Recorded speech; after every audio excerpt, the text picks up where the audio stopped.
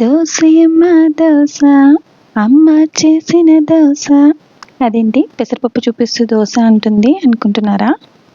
ఈరోజు నేను చూపించబోయే రెసిపీ పెసరపప్పుతో చేసే దోస అండి. ఇంట్లో మినపప్పు లేనప్పుడు, లేదు హై ప్రోటీన్తో మీకు దోస వేసుకోవాలనుకున్నప్పుడు ఇది ఎంతో హెల్ప్ఫుల్గా ఉంటుంది.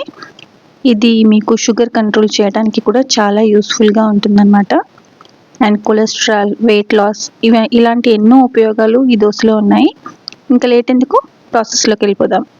ముందు రోజు రాత్రి ఒక కప్పెడు పెసరపప్పుకి ఒక స్పూన్ మెంతులు వేసి నానబెట్టేసుకోవాలి. నెక్స్ట్ డే మార్నింగ్ కప్పెడు పప్పుకి కప్పెడు రవ్వ, ఒక గంట ముందు మనం దోశ వేసుకునే 1/2 అవర్ టు 1 అవర్ ముందు ఒక కప్పెడు పెరుగు పోసి నానబెట్టేసుకోవాలి. 1 అవర్ తర్వాత మనం ముందు రోజు నానబెట్టుకున్న పెసరపప్పుని అండ్ రవ్వని కలిపేసి లైట్గా సాల్ట్ వేసేసి గ్రైండ్ చేసుకోవాలి. దోశ బ్యాటర్ లాగా అనమాట. లైట్గా వాటర్ కావాలంటే యాడ్ చేసుకోవచ్చు.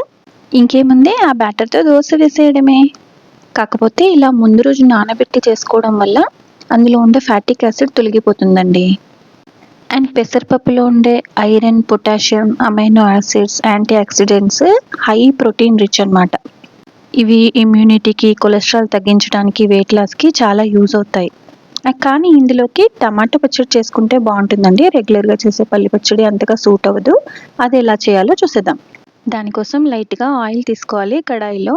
అందులో కొంచెం మినప్పప్పు, కొంచెం శనగపప్పు, ధనియాలు, జీరా కొంచెం ఫ్రై చేసుకున్న తర్వాత ఒక పెద్ద ఉల్లిపాయ, ఒక 7 నుంచి 8 ఎండుమిరపకాయలు, 4 నుంచి 5 మీడియం సైజ్ టమాటో ముక్కలు, దానికి సరిపడా ఉప్పు, పసుపు కలిపి బాగా ఫ్రై చేసుకొని చల్లారిన తర్వాత గ్రైండ్ చేసుకోవాలి. దీంట్లోకి పోపు కూడా అవసరం లేదండోయ్. సో ఈ రెండు కలిపి తింటే కాంబినేషన్ ఉంటుందండి. టేస్ట్ చేయాల్సిందే, చెప్పే అవసరం లేదు. సో ఇంకెందుకు ఆలస్యం, ఓసారి మీరు ట్రై చేసి చూస్తే పోలేదా? ట్రై చేసి ఎలా వచ్చిందో కామెంట్లో చెప్పండి. వీడియో నచ్చితే లైక్ చేయండి, షేర్ చేయండి, ఛానల్ని సబ్స్క్రైబ్ చేసుకోవడం మర్చిపోవద్దు. మరో వీడియోతో మళ్ళీ కలుద్దాం. అంతవరకు టేక్ కేర్, బాయ్.